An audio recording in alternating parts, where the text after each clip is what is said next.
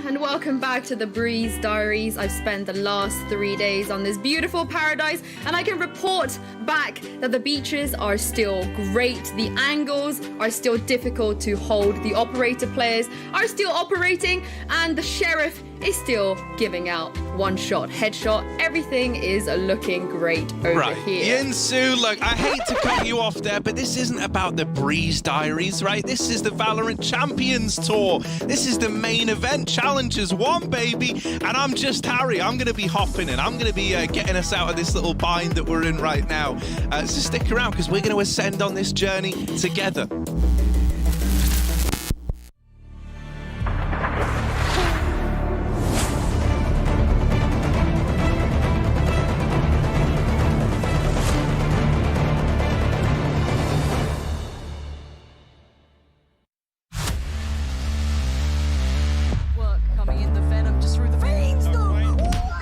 Watching Masters 3 from home was actually really hard. Everyone wants to play online and feed the game. At the same time, it motivated me and our team really hard to prove that we deserve to be zero. Our goal for stage 3 is to just qualify for the LAN. Qualifying, winning, and creating history together. I think we've done a lot of work and we look really good. No! Oh no! In the corner! Big spot! Like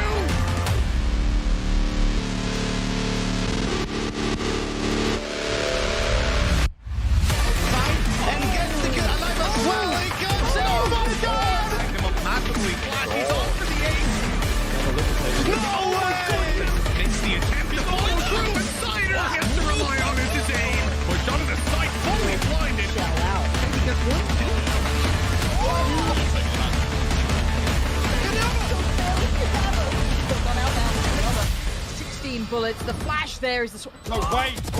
Oh, God! Stop! Stop! No! Bro, what? No! What? What was that? Clutch. And how could you not be excited after that? Oh, I'm Harry. I'm just Harry, in fact. But in this instance, I'm not actually just Harry. I've got a bunch of friendly faces here joining me, bunch of familiars. I want to start by bringing in Lothar. Lothar, man, you're with me. You're here. How are you doing? I have goosebumps right now. Seeing the intro, all the, the clutches that happen, all the multi-kills. The game is just so neat to watch, and I cannot wait for the matches that we have today here.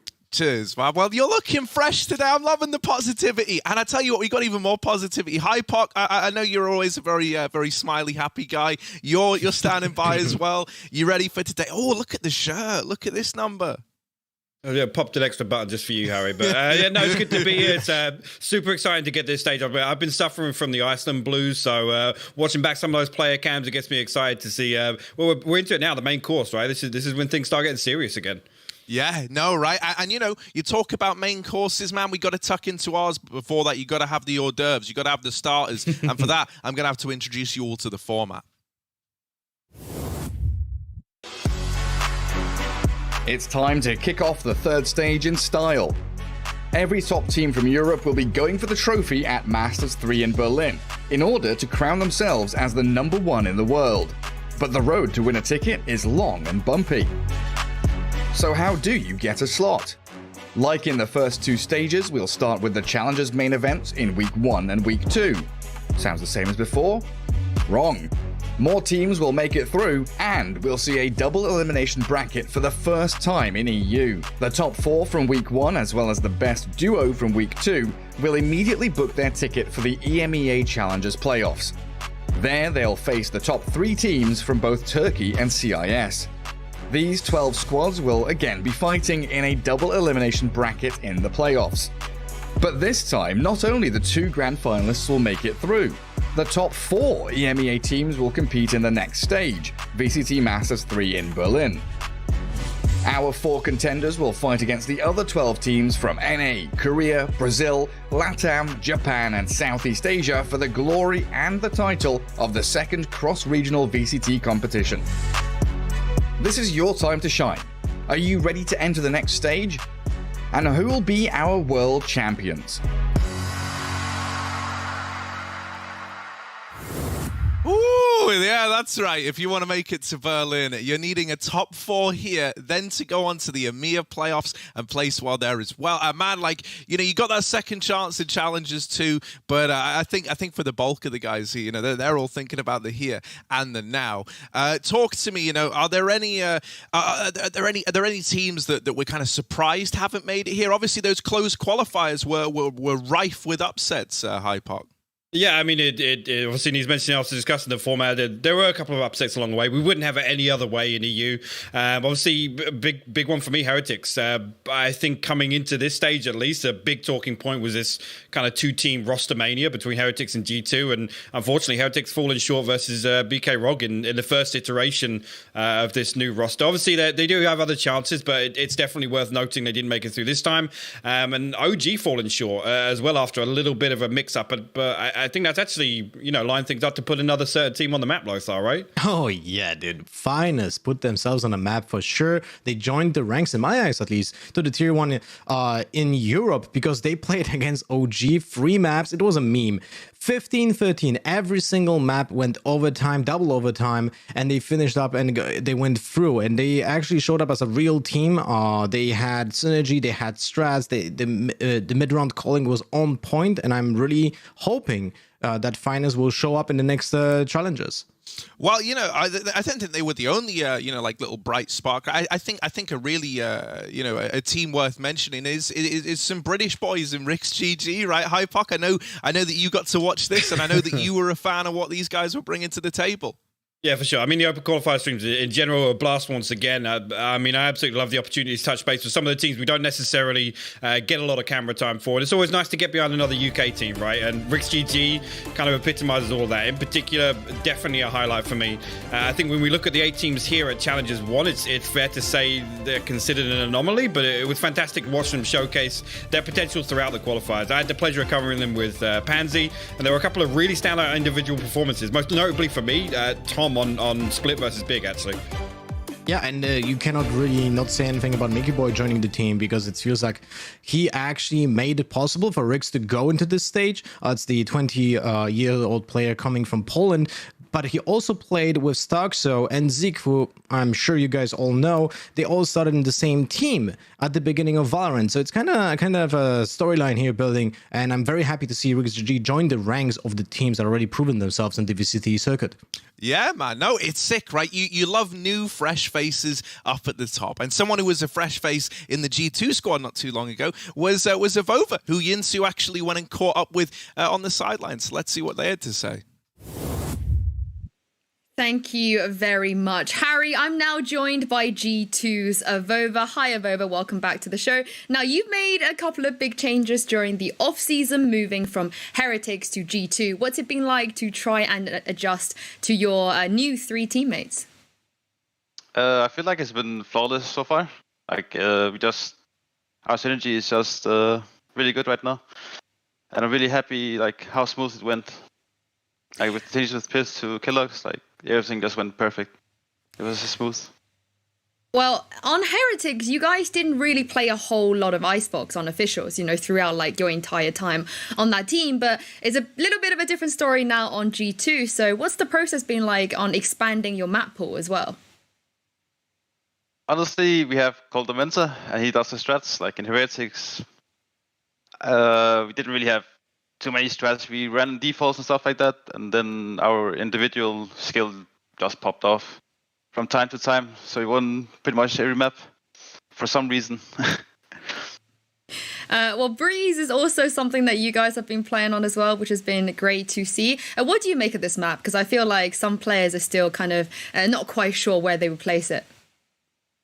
I actually like Breeze personally, but obviously it's a new map, so people don't really know how to play it correctly. You're just like Icebox, so yeah. Like at first, the first 2-3 months, people are not gonna know how to play it. Well, it's not just the map pool. That's a little bit different. You know, for you, you've been this super consistent Omen player ever since the game has been out. But, you know, on G2, we're seeing some new stuff from you as well. We're seeing the Sage, the Viper. So do you see yourself as more of like a flex player now? And what's it been like to have sort of different role changes on your team too? I've always played a lot of different agents, so it's not a problem for me. So whatever the other people guys, sorry, like whatever the other guys wants to play, I'll just let them play it, and I can try to fill out the other spots. And lastly, you know, we've not seen the kind of G2 domination era we're used to back in 2020 before First Strike. Do you feel like you guys, this new roster, has what it takes to maybe resurrect that kind of domination? Yes, definitely. Perfect. I love it. Thank you so much, Vova, and best of luck in your game against FPX. Yeah, thanks so much.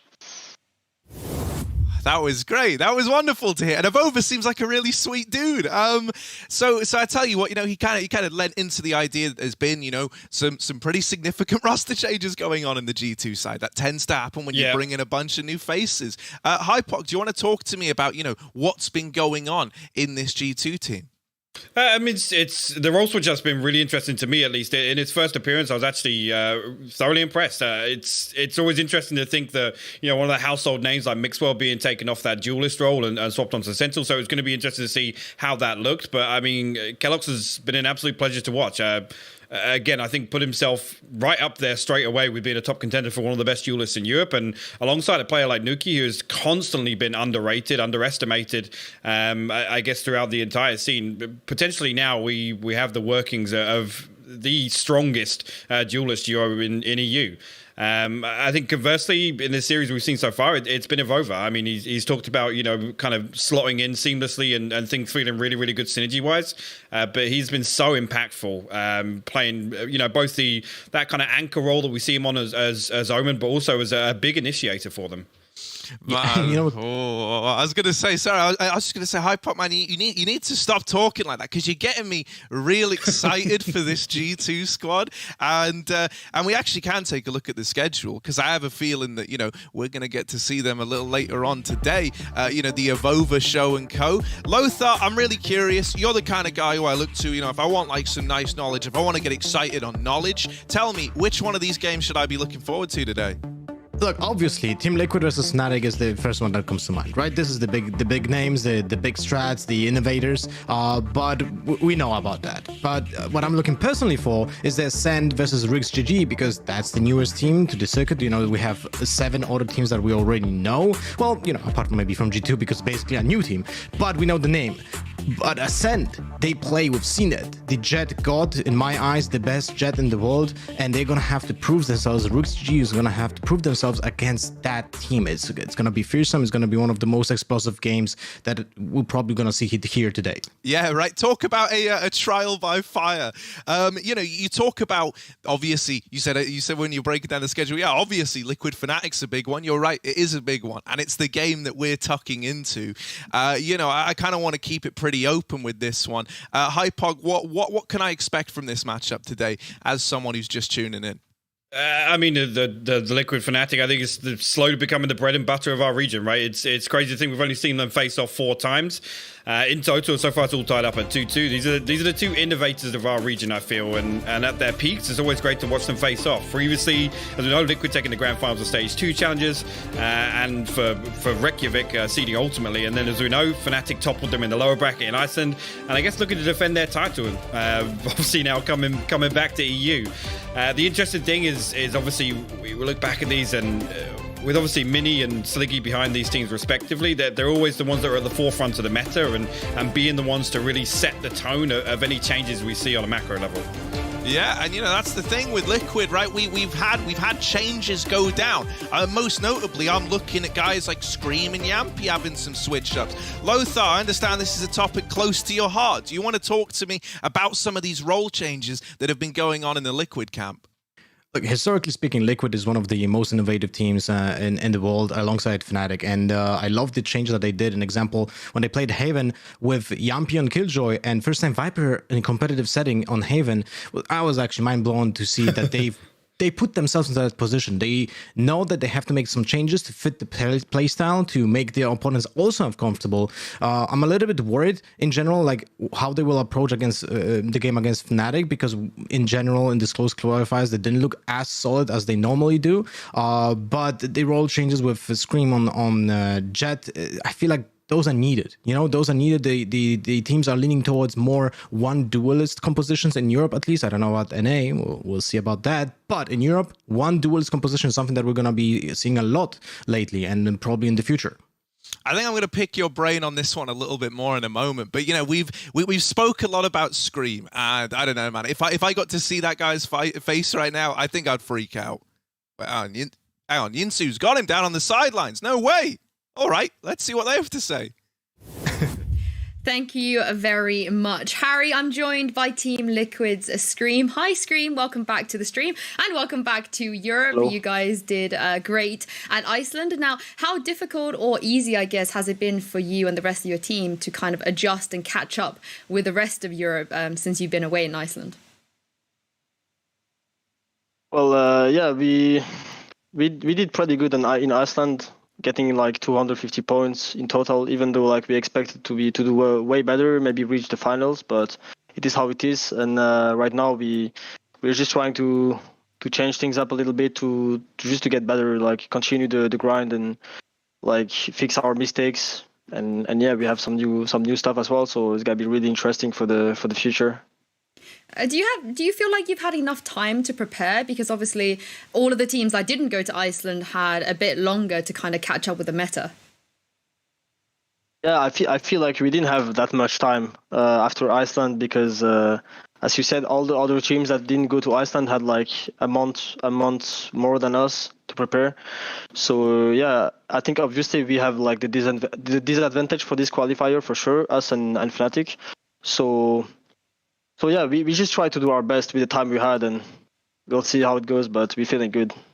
Well, one of the biggest changes we've seen, at least in the two best of threes you guys played, is you being back on that jet. I know, after Masters, you kind of tweeted that you didn't really want to kind of stick with the Phoenix anymore. So what's the decision, I guess, to take Yampi off the jet and put you back on it? Well, it's because I really like this agent.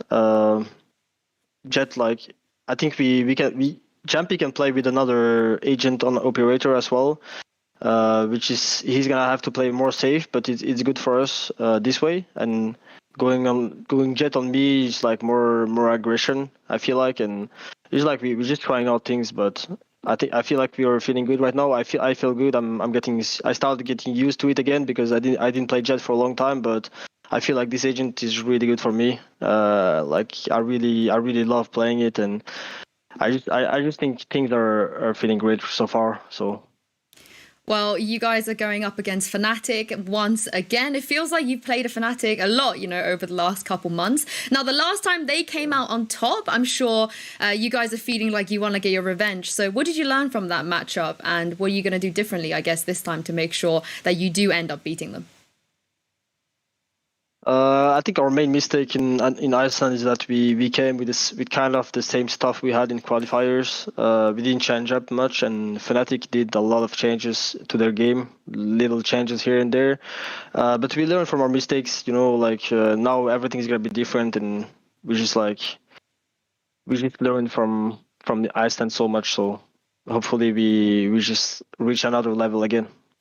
And lastly, speaking of other levels, it does feel like the level of competition in Europe has gone up a lot, looking at the upsets and also the remaining teams in the main event as well. Is that something that you would agree with? Have you guys been feeling like it's a little bit harder this time? Yeah, I definitely think the level, every time like we're gonna have new events, I think the level is gonna grow.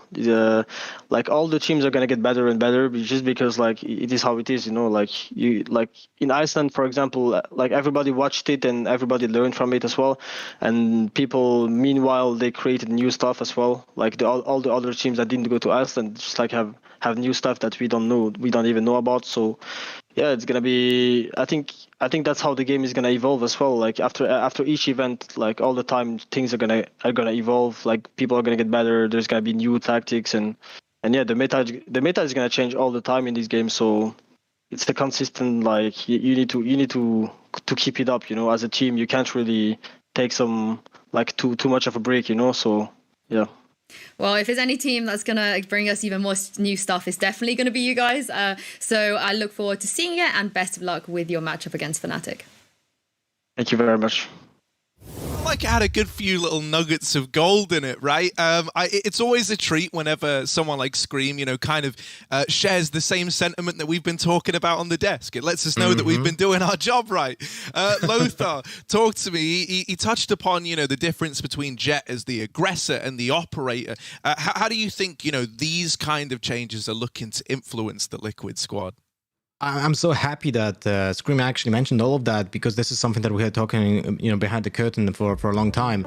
In the general, in the world, there was a few sentences about Jett being told in general, right? First, everyone thought she's useless. Then everyone discovered the operator Jett, and that she's just so OP, right? But the metagame evolved into a point where on attack, you can't as a team you cannot have a Jett with an operator on attack unless someone will compensate with another duelist that will create the space. But Jett is the best at creating space because of the Jett dash into a smoke. Cloudburst is just so powerful when it comes to just creating this uncertainty and intimidation factor for the opponents. So teams struggle if they play Jett on attack with an operator. This is why we see a Yampi jump on Omen, sometimes on a Sova, on Breeze at least in the close qualifier, while Scream is the main guy that creates that space for the team. That's his job. This is why we also have seen a lot of changes in the compositions from Liquid. They play double flashes. We have Sky, we have Breach, alongside the patch 3.0 changes. They're absolutely amazing agents right now, because they feel more like an actual duelist than an initiator. All the changes to the utility that they have make the game more open to interpretation. The compositions are wide open when it comes to what teams want to play, but at the same time, the teams need to keep up with the consistency, and that's something that Liquid struggled in the close qualifier. But I'm hoping that we're just maybe saving some strats. Maybe they didn't want to show everything. We have seen that in the past, but in general, I love this patch. I love Valorant, the way the game is being approached by teams, because every single event, we're going to see something new, and Liquid and FNATIC are going to be amazing at that. So I really, really look forward to this match, because there are going to be some absolutely bonkers rounds for sure. Yeah, I mean, even then you talk about the new patch, right? Jett's kit obviously got more expensive as well. So even for me, I get excited over the idea of no longer having an AWP in the hands of someone where their kit is so ludicrously expensive, man. But yeah, no, I'm really looking. You guys are getting me so hyped, bro. You're doing a great job. I'm so ready for this, and I think for us to be truly ready, we've got to look at the opponents, right? We've only looked at one team so far. I'm of course talking about FNATIC. Now, these guys don't really need an introduction, right? These are some recognizable faces, but Hypoc, I still want you to do them justice. So help get me accustomed to these FNATIC boys. I mean, the last few months have been great for this roster. They've gone from strength to strength in my eyes. It's been great to watch them really embrace all of the early characterizations, I guess, that we had for them in terms of choreography and the macro elements of Valorant. I mean, since Durka and Magnum have stepped into this roster, I think they've had a massive improvement in terms of upgrading their frontline firepower. And I think Reykjavik actually was the first time we've really seen what Durka is capable of in terms of facing off against some of the best players from around the world. These guys are always, for me, the gold standard in the region in terms of these meta changes, both the major and the subtle ones. I think the key stakeholders in that process are obviously Boaster and Mini, but I want to give a special shout out to Doma. Maybe somebody considered that doesn't necessarily get a lot of love, but we think back to being that original kind of Raze go-to for FNATIC, and now kind of that constant development for this roster. I think has time and time again proven to be a versatile tool for them. With his ability to kind of switch up roles, agents, whatever it be, and be the final piece to the puzzle for them. Yeah, and sorry, Lothar. I was just going to say, I really love this head-to-head of these two squads. I love that it's something that we've had so much. But something I was curious about, Lothar, was how did this FNATIC squad get on in the closed qualifiers? Well, they lost to G2, right? They lost to G2, and it felt like this is a big test for them. Will they go for the lower bracket? And they did, of course. But losing against G2, I feel like it was a bit of a surprise, because we don't know what to expect from G2, right? This is basically a new team, 4 new players coming in. And we have seen from FNATIC some changes as well, like the bind composition that we have seen against G2. Everyone thought maybe it's more of a joke, right? People are saying actually that, but it makes so much sense when you think about it. Boaster is the IGL that always comes with those news ideas. They were playing triple smokers. Well, not actually triple, but there was Brimstone, Astra, and a Viper. Viper is like a secondary smoker, but they play so much utility. They play duelist-less comps, right? And that's something that people first think it's insanity. Maybe they're just trolling, you know? But once you see the plan like just comes in place, that it just all the pieces are fitting there. And this is why FNATIC and Liquid are the best in Europe. This is why they always forefront and spearhead the meta changes. And just I'm looking forward because I'm sure that something was going to happen on the new maps. Remember, in the open qualifiers, sorry, the close qualifiers, FNATIC only played few maps, right? We have seen them play against 10-Star, they won 2-0. We have seen them lose against G2 2-0, and then they play against Wave Esports when it was 2-1. There's not much sample size when it comes to stats, analysis, when it comes to compositions, and so on and so on. So this is also a very big question mark, what we're going to witness in this match, what we're going to witness going forward, because all of those news changes in the patches are, are amazing. And also, don't forget, Breeze, right? Breeze is a big game changer for teams. It's a map that plays like nothing else in the game so far. I'm really glad that you've spent all this time talking about maps, Lothar. I feel like you've set me up perfectly because we've actually got the map vetoes ready. So let's. Actually, we don't have them ready yet. My bad. I'm too eager to get this started. Man, so like going back to this FNATIC point then, and like taking a look at like the new patch, because I think we've undergone a lot of changes right now. Talk to me about like some of the kind of winners and losers from this as you see it, right? Like, because obviously a lot of kits got more expensive as it stands, like you had weapon changes and things like the operator getting a little cheaper. So talk to me, do you think any agents have come off better from this? Oh, for sure. There's a lot of agents that come on top. Like first comes to mind, of course, is Sky and Breach. Jet, on the other hand, lost a little bit of power, but I feel like she was just so, I don't want to say overpowered, but she was just too good, and now she's a little bit more level-headed, but still has the biggest factor, which is the dash that didn't get changed, right? But the economy in general for the game changed in a way where it's more important to think ahead. You cannot buy your utility every single round and make sure that even on the lower buys, you still have the power of the utility. That was something that we have seen before in Valorant, where there were so many eco losses, right, against eco buys, because we just had so much utility that was so powerful against the full buy opponents. I think it's an interesting point as well, and Jet's we could talk about it for hours, but I mean, also we talk about kind of that being one of the agents that's most effective in like these eco or light buy rounds, right, in terms of being able to afford full utility and potentially have that Blaze Storm online, and obviously with the ult counter changing as well, that literally single-handedly in terms of full purchase of kit, light armor, you can win a round. So, I mean, we've seen it happen a number of times. We were just talking about Durka not so long ago. A prime suspect. We've seen him single-handedly turn rounds around on the back of the ultimate on, sheriffs across the rest of the team. Maybe another ultimate implemented as well. But it's a real consideration to make now that you can't go full util on kind of these scrappy force-up sort of things. Hope that the Jet can do something on the round that they can't afford an operator, and so on and so forth.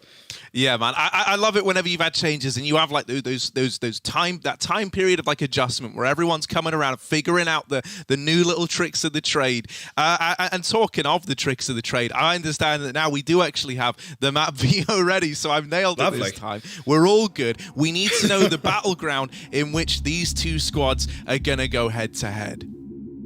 Ooh, I haven't actually even seen the screen either. Look, man, we got so Icebox is out for Liquid. That makes sense. We've seen them kind of lean away from that. It's one that's good for FNATIC. Splits out for FNATIC. It's Breeze, Bind, and Haven. How's this making you guys feel?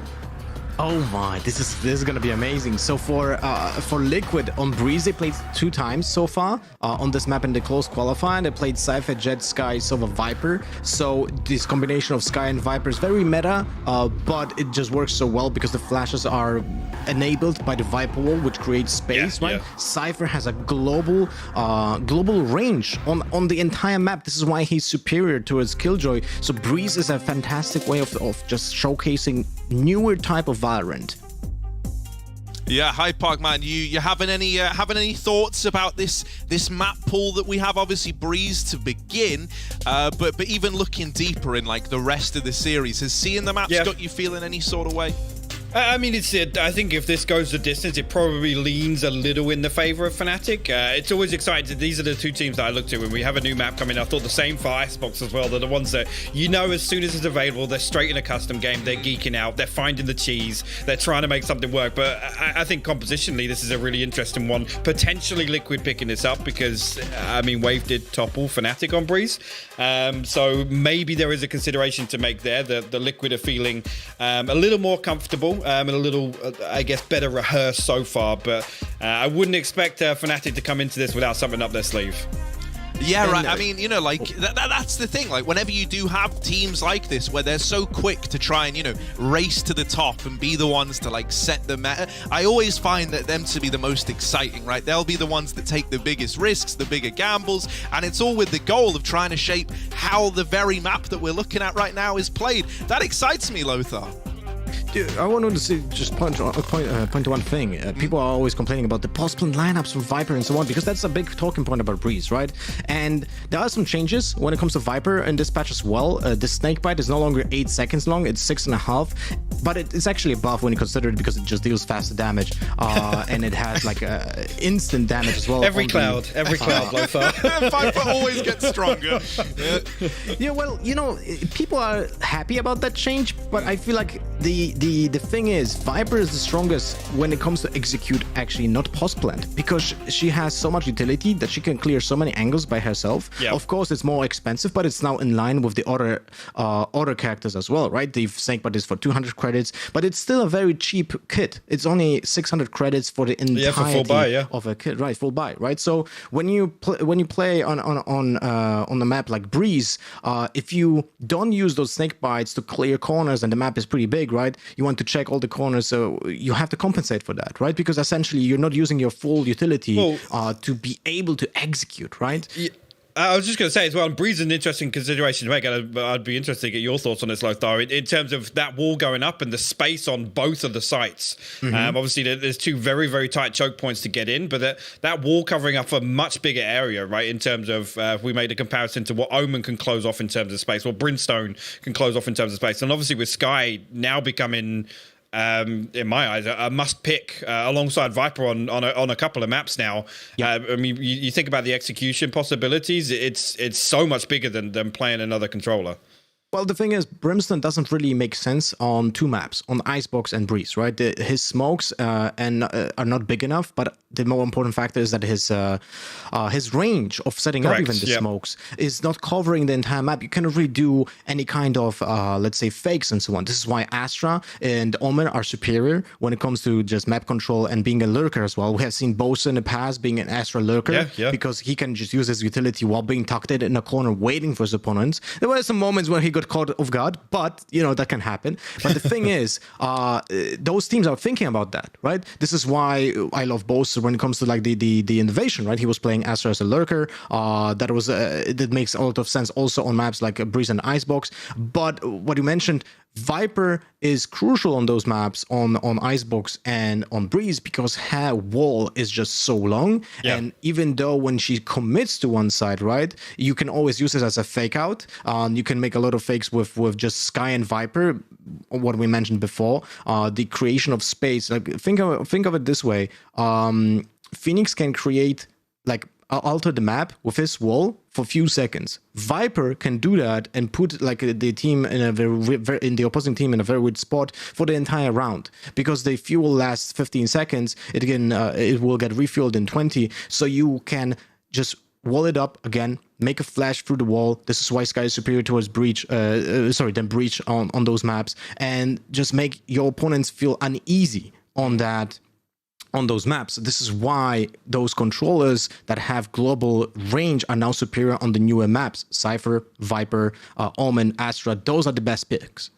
Man, I love just hearing you two go to town talking about your, like really nerding out with the Valorant. It's great to see. I do have to start to kind of ask you guys to give me your predictions here, right? Like we know the maps, we know the stakes, we know what's going on, we know the teams, but I want to know, Lothar, if you had to give an edge to either which one, who you're picking here? I hate to say it, but if Liquid if Liquid will play on the same level that they played in the close qualifier, I think FNATIC will take it 2-0. But I'm hoping for a very close match right now, and that Liquid will bring the heat. All right, Hypoc, how are you feeling? You gonna go against Lothar? You gonna go against the grain, or are you guys on the same team here? No, I'm predicting FNATIC as well, and I think we look back at maybe disappointments along both journeys to get here in terms of performance of the Open Qualifiers, but I think FNATIC will be the ones that bounce back harder, so to say. They would have been the ones straight in there and trying to fix and tighten up a lot of these mistakes. And honestly, I don't think we've seen really FNATIC do what they want to do on Breeze just yet. I think they're the prime suspects for saving something for down the line. Yeah, and you know, like, so we have a little bit of a moment, I think, till we get into the agent select. I haven't heard anything regarding that yet, but we've kind of spoke a little about some of these agent compositions. There is some stuff that really interests me that I would love to know a little more about, right? You already touched earlier on, Lothar, on this no duelist triple smoker, I guess, double smoke and then secondary smoker setup that FNATIC like to run. I think that's such a sick idea, man. Can you give me a bit more of an insight into like the mentality behind going for this triple smoke setup? Yeah, it's very interesting approach to the game because it's both powerful on attack and defense. Typically would feel like, oh, well, they will lack something on attack, right? They will lack something on defense, but it's actually filling each other's shoes in a different way that you have seen the other compositions. An example, on A side, when FNATIC plays defense, they have a way of setting up just an impenetrable wall on both showers and on A short. A short is being covered either by Brimstone or by Astra by putting a one-way smoke. They can also do it in intervals, right? So it never goes down basically. While the showers is being covered by Viper, which is also one way on the exit of it. So we know it gets refueled. So every now and then you get it back, and otherwise when there's the interval of not having utility there, you can use either the molly from Brimstone or the mollies from Viper. So they work in tandem. They are essentially like those three agents fill each other roles when there's a need during the round, and this round goes for 135 seconds. What if the opponents cannot just not go through the A sides, any of those choke points for 1 minute and 20 seconds? What do you do? How do you approach the game, right? How do you try to bait out the utility when there's just so much of it, right? And this is why those triple smoke composition has so much power, especially since the other two agents that are being picked to fill the gaps are the ones that have either vision, right? Which like the Sova drone, which now costs 400 credits, of obviously a little bit more expensive, but it still is one of the best utility in the game, will just clear so many corners when you create the space for that drone by using smokes and pushing people out, right? Because they will not play in the smokes for sure, because otherwise you're gonna get met with those mollies, with the Breach stun. And by the way, Breach, the changes on him are nuts. It's insane. The entire kit looks completely different. Before, Breach was like, oh, I have flashes. Hey, that's Breach. He didn't have anything else, you know? He had 3 flashes. He was going boom, boom, boom. Everyone's eyes are burning, and they're looking like have lamps on their forehead. But now it's more about what can I do with the aftershock? What can I do with the fault line? Because the fault line now is wider. It can cover the entire hookah. An example, window B on bind. You can just put one aftershock, right? One fault line, and everyone is stunned in the entire corner. And then his ultimate now is a square instead of a cone, which covers the entire side as well. So Breach now has an actual identity other than flashes, which is a great change. So sorry for ranting for so long. No, but I just love those changes. This is the bread and butter for me in Valorant. Lothar, man, seeing you get so passionate about a game you clearly love, man, is exactly why we're all here. And honestly, I think you filled the void quite well, because we've just been working on getting the actual game ready. That's what we want to watch. We're all looking forward to it. Also, one thing that you touched upon, the Breach changes, I do really like him. I've run into a couple of breaches now, man. Those guys, ooh, there's something about it, dude. I feel like the Aftershock was always fine to me anyway, but you know, they made it better, so that's pretty cool.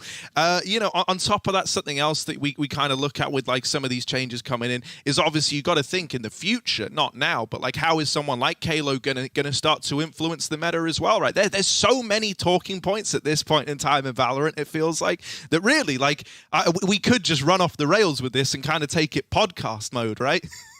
For sure. I mean, going back to Breeze, we didn't talk about FNATIC yet on Breeze. Right? Okay.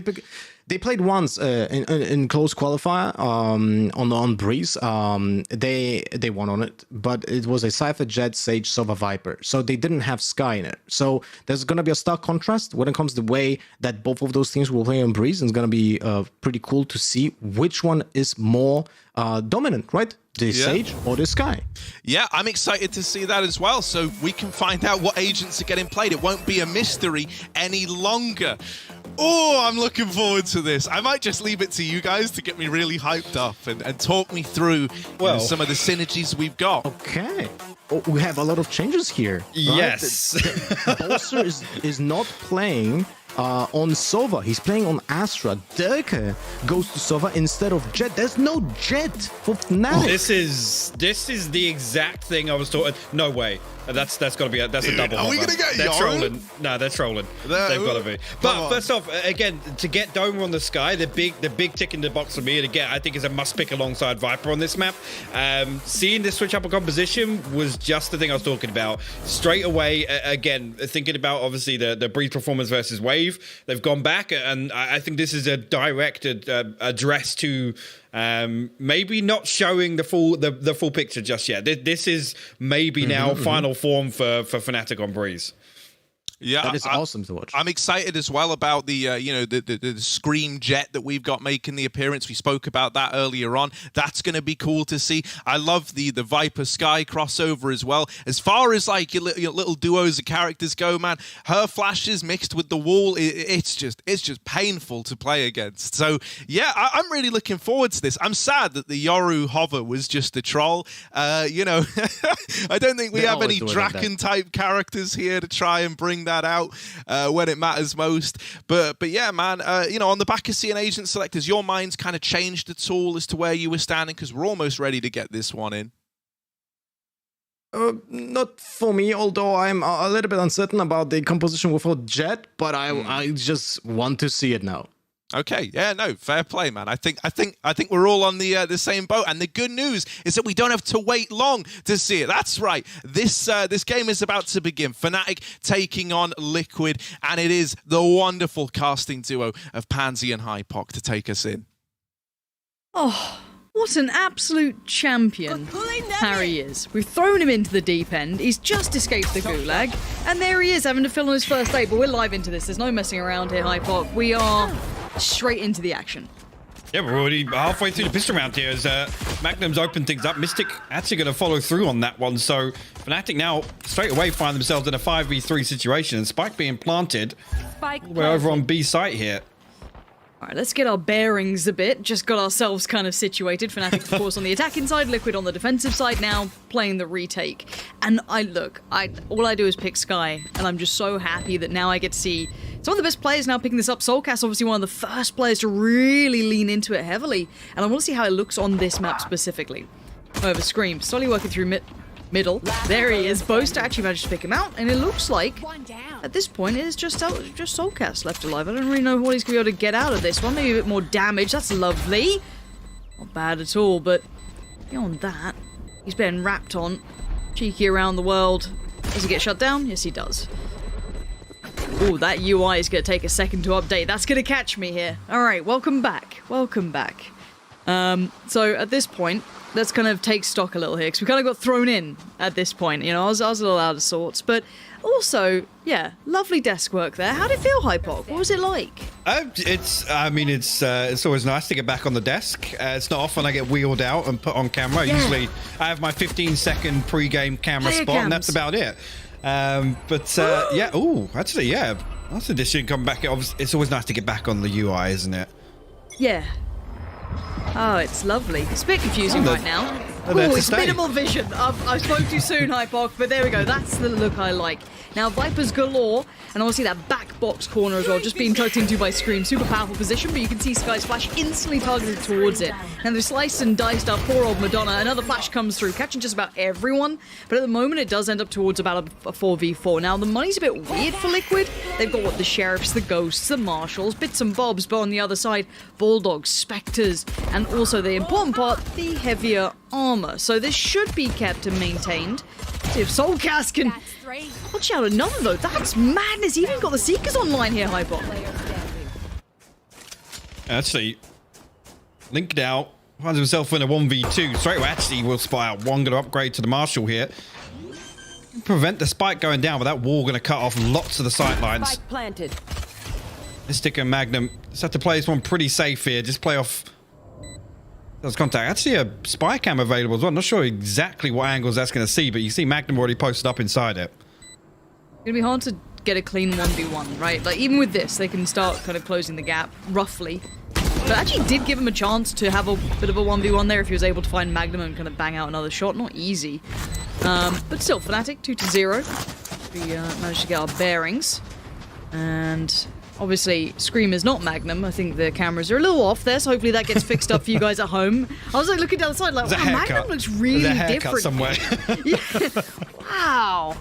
But, you know, we're trying to fix things up for you. We're trying to treat you guys right at home, so just give us a little, you know, a little time to adjust things. It ain't me doing it. I'm speaking like it's, you know, I'm in production. I'm not. Yeah, we are in charge of none of the moving parts. Otherwise, it would be 10 times worse. Apart from starting the game, you are in charge of that. No, you had the button this time. But already big information garnered. Now, keep in mind, we do have Cypher still holding that flank, keeping these rotations, but this is going to be an A piece, at least with that Viper wall coming in. 3 players on the other side, though. Yeah, and actually going to flash all the way back behind Pyramid on the right side here. And yeah, that's the spike going all the way forwards here. Stream actually going to respond with 2 kills from back behind Triple, but Doma eventually squashes that out. Magnum will respond as well, so brings it to a 3v3. No real sight constraint guarded. Soulcast going to find another. FNATIC struggling to get control of the site now. Soulcast is being such a nuisance. Massive round from Soulcast. I love that little kind of like whip of the flash, right? Just that quick one around the side of Madonna. Just so sick. So sick. Like, that was really nicely done. And I want to see Soulcast be different now. This patch is, like, nuts for him, right? This is the one that should prop him up. And, like, this was lovely. Finds one, whips one that side, just gorgeous work. Catches just the information off those flashes alone. Like, it's crazy how good Sky is at the moment. We already have a little setup here. We love to see the Cypher setup, so we have to see how that looks. Now, we do have... What do we have left over here? Is that 2 rifles coming in between Magnum and Mystic, I think? And the rest kind of sitting a little low with just the utility on deck. Yeah, there's a couple of bits of utility invested here. Magnum's actually going to try and walk through Tube. Now, you can see a trap wire all the way at the other end, but also Yampy holding down the fort there. And that becomes such a... Again, I didn't even get a chance to talk about this. It's really... With the way this map plays out, it's going to be interesting to see some of the Sentinels and these lurking rolls. But hold that fort, Soulcast, yeah, ready. Pop this through into shop here, and look at that. Going to find the first. Mystic turns it. What? How did he turn that? He like pinged that on the wall so he could his gun out faster, which is one of the changes, and that's super hard to avoid. So credit to him for that. But Cryptix, he's got the railgun locked in. Just going to turret this one out. He knows where the other player is, but he's just dedicated towards this angle, just trying to dice between the two. I think Durka got found in mid then. And now it's Magnum and Boaster. Now, Boaster's done well towards the first. That does at least alleviate the pressure Cryptix was bringing, but an instantaneous trade for Yampy, and then the shutdown on the follow-up. So, 3 surviving, Liquid stabilizing once those rifles came out. We're here, but FNATIC now building a couple of the tools in terms of the ultimate cycle. I think actually, it's, if I'm not mistaken, only Magnum and Boaster that don't have theirs available. To see whether or not we see them lean back on that now in their buy round. Sorry, no, it was Doma and Durka. Apologies. So, Mystic, Boaster, and Magnum, all with theirs online. I'm going to be Sheriffs this time around. Obviously, we know previously 2 rifles and a bit of a funky buy, to be honest, coming into round 5. I think the economy is maybe a little off kilter with things tied up now. But Magnum, again, be interested to see if he finds any value, because Yampy is posted right now. Every single round so far, watching the Tube.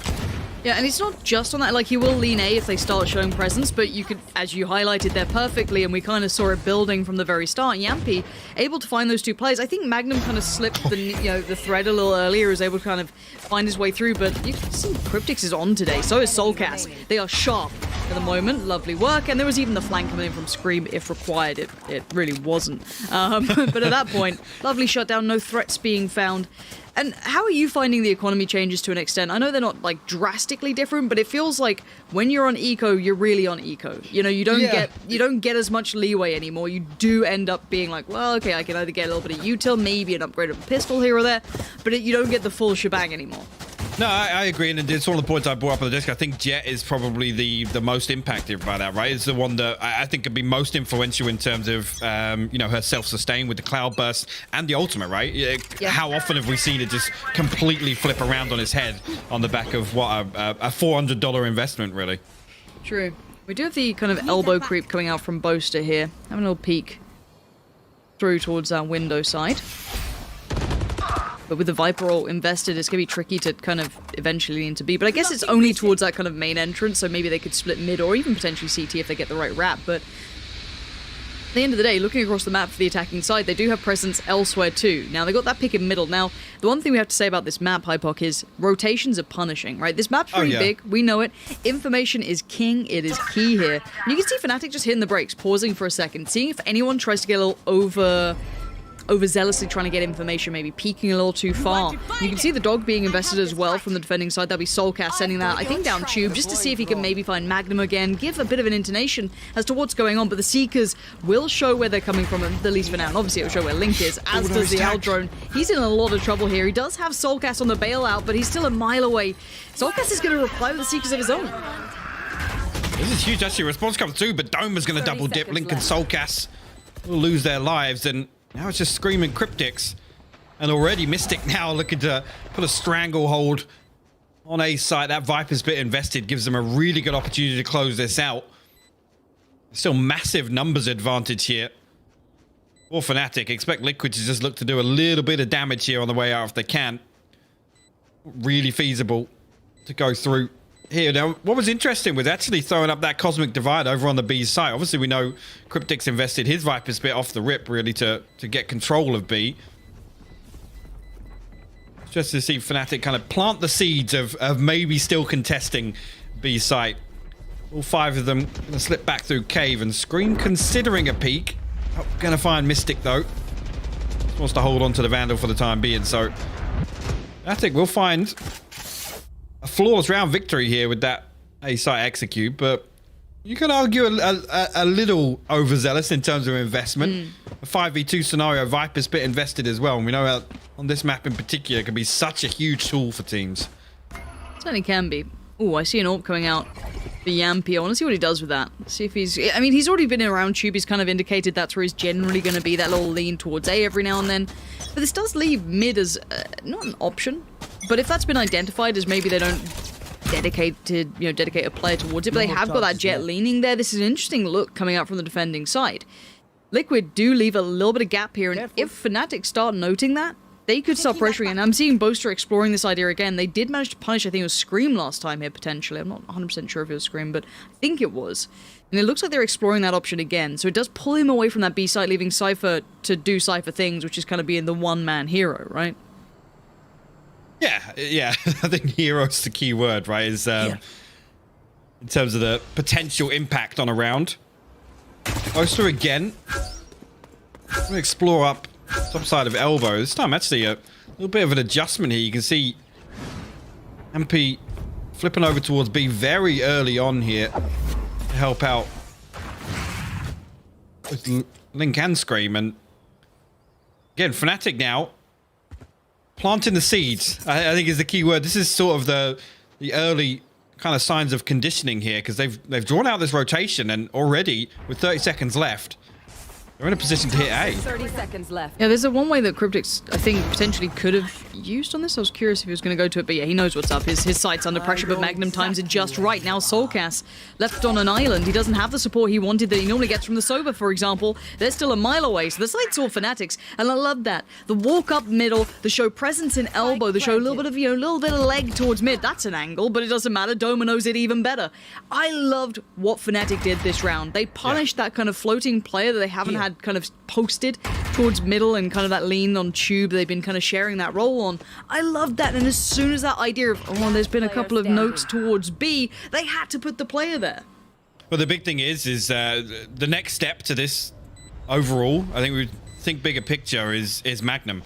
As soon as they start planting these seeds in the early round, Magnum's just going to be able to run away with things in that lurker. Or like I said, just being a constant threat. How did Doma lose out on that one? Yeah, he will get a consolation with the operator.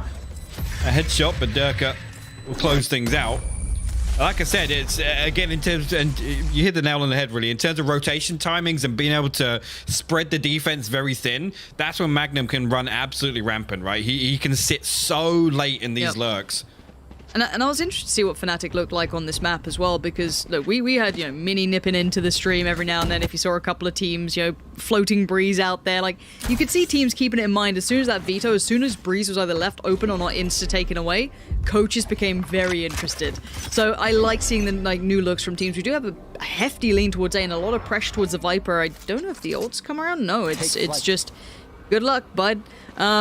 So yeah, they're going to post them up towards B. It's a 4-play stack kind of towards that A side. You do have the player towards Tube, which, again, probably Yampy there getting a little fruity with it. Now, is this the right answer? Because again, the early probe from Fnatic is to take that mid control. And this will pay off even better because they've had no indicator that they can't go this way. And look at the pressure on Cryptics right here, Hypok. What are you meant to do with this? You've now got so much util your way. You're pretty much boxed in or forced to fight. And Fnatic put Durka forward. Gorgeous side take, but Soulcast, he is still here. Actually, you almost got that tag through there as well, trying to tap out a couple more shots onto Durka and Mystic. Actually, Hunter's Fury going to get popped here, and Soulcast gets tagged with the first and the second here.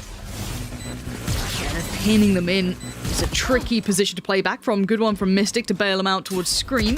And now we had Yampy having a little bit of a look. Link now, he didn't really have a step in. And yeah, position now very much understood. He has to kind of fall away from this, but you can't. You've got players coming through by window. The double spray is very likely. Good adjustment on the second. Lovely shots from Link. He just wants to keep that rifle, man. That's all he wants. Like, look, it's kind of pretty. I actually kind of like the silvery white version of this. I think it looks quite nice, quite tasteful. What do you make of the gun? I haven't seen enough inspecting just yet. I want to see the animation. Doesn't it potentially get stuck on the sound though, or is that just the knife? I think it's just a knife, right? Okay, I was that's worried. The ultimate flex, though. You spin it in the animation, and then you go for the tap. That's when you full body swing. That's the only way you're allowed to use that weapon. A Vova would be pretty good with that weapon, I feel. Actually, I want to see him embrace that skin. Yeah. Yeah. Why would you say that? What stands out to you about it? Oh, nothing. No, nothing. I couldn't possibly put my finger on it. No, fair play. Okay, if you had to pick one of the rifles currently, the skins for Fnatic, which one would you pick? Not sponsored. I'm just kind of curious. What are you going for here? I mean, Prime. Yeah, it's got to be Prime. Man? Yeah. Really? Yeah. Don't let Mitch hear me say that. Yeah, I'm a little surprised. Fair enough. Any Primers in the chat? Once a streamer, always a streamer. Do we have a sub button here? I hope not. Please don't sub to this. You really don't need to. Just chill out. Honestly, a follow's enough. But mostly follow us. We need it more. 5-3. We do have the tactical timeouts coming in. Now, for Liquid, I think they need to address this kind of mid-presence that has been starting to become a problem. Fnatic's kind of identified an issue, and they're starting to pressure it. Yeah, and I think those early fact finders, like I said, of call it probing or planting the seed, I think is gonna start paying off for them, because now they can really manipulate Liquid. And we saw right there. I mean, it was only Cryptics in backside on B. The only kind of safety net he had was Soulcast and Yampy, and they were so far away in arches that really, if that hit comes through, and with the precision of that utility used, there's nothing the Cryptics can do. I mean, he has to either give it up or go for 1-for-1. Blinded.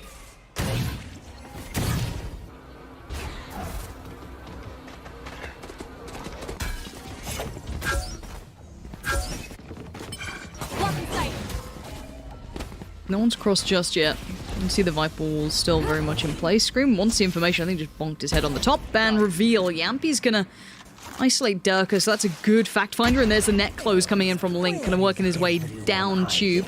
And there's the follow-up fact. So he's got the full picture this time around, and they know where Boaster is, but they still have to deal with him. The spike is still on the Viper, so they're not quite committing quickly towards B just yet. Boaster could do with maybe that first frag. If someone's a little isolated just ahead of the others, but look at Sky as well, leering down middle. No information found. That could be almost a misinformation. If they don't know that maybe they're leaning B, they could still be holding on A.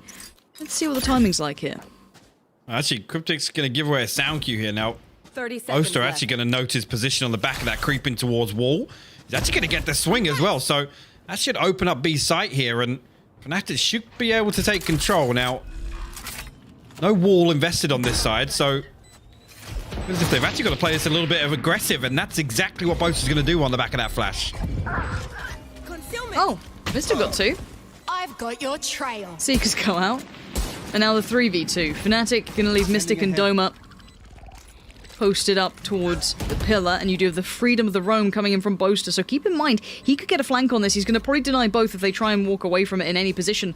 Boaster is about to creep around the backside of them. Domer and the boys just need to keep buying time, make sure they're still there. There it is, Boaster around the back as said, and there's a follow-up from Mystic. Nice little clothesline to shut it down, and FNATIC, even with all that information found, managed to stabilize and find the room that they need to work with. Yeah, great recovery actually on that. That easily could have gone astray for them here. Again, Seeker's invested, but I'm fine with it just to secure that round. Yeah. Again, with it being even with the lesser weaponry losing out. Yeah, our first little look up at the mansion. I haven't been there yet. Why has Mel not shown us that yet? Oh, look, Mel's abandoned us for the B stream today. Yeah, it's crazy. Shout out to the person who already mentioned Waffles. Like, Waffles has become, like, such a beloved, like, mascot to the stream. Oh, double stack towards elbow. I need to stop talking nonsense. This could be quite sick, but now it's been noted. Lovely flash, but Soulcast, I think, was just tucked far enough near the box. He was fine. He didn't get that full white flash. That was so sick. I guess that's one way to handle it, right? Just put Soulcast there. This is the thing. It's little things like this to address the early control that FNATIC are getting from showing presence on elbow, right? And even just that one kill, you know, every couple of rounds. It's going to really quell some of this early momentum. And again, taking some of the tools away from FNATIC.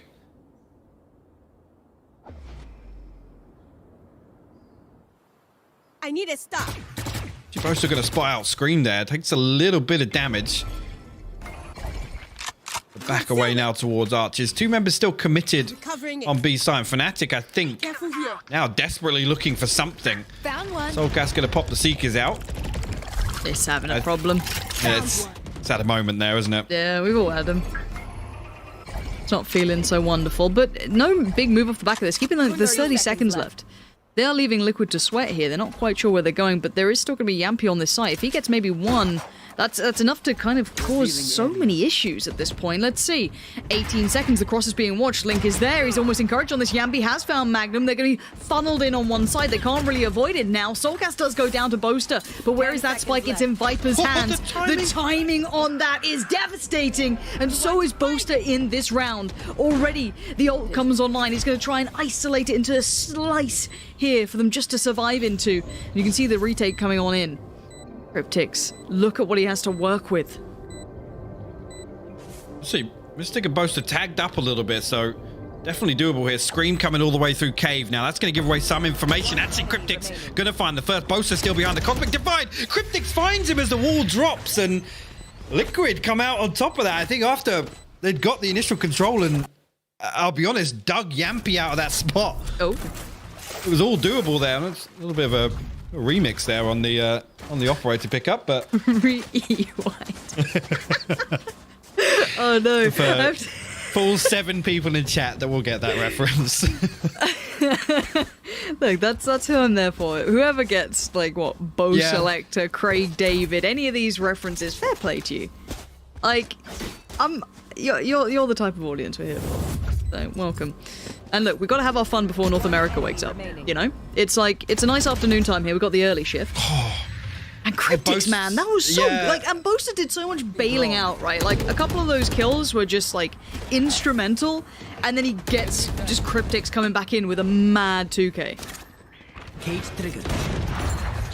That's a much quicker piece this time around. Magnum already got all the way deep in tube, and look at this. Look at this pace shift here from FNATIC. Already finding 2 kills over on A site. Soulcast got to respect it for the time being, but we'll get an uncontested plant right now. And this is the thing. Remember, last round they hit with like, what? Was it like 10, 20 seconds left? The pace change must have just thrown Liquid through a loop. They just weren't expecting after being conditioned so often at this point. Now, I'm kind of interested if when we get a sec, I'm not sure, I guess in between the round. This looks like a save, if I'm honest. I want to look towards how Scream's doing, and especially Yampy as well. I feel as this map is a bit of an aim as paradise. It's, long, light lines of sight. You get a lot of room to play with. It kind of, pays to have, even potentially the Vandal, come into play rather than the Phantom. Just because you get that little bit of range to manage around. Now, I want to see Scream play well on this. A lot of CS players who, kind of had that, I'd say, mechanical ability from Counter-Strike, for example, will enjoy this map because of those sight lines, because of the way it just mechanically plays out a bit. But it doesn't feel as though he's been having a hot game just yet, so I'll be interested to see how he looks on the board. Yeah, kind of quiet. 3 kills on Scream. I'm still not, like, I like the concept of Scream on Jet. I'm just not always sold by it.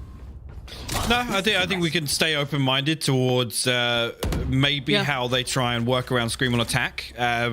That's what I'm waiting for.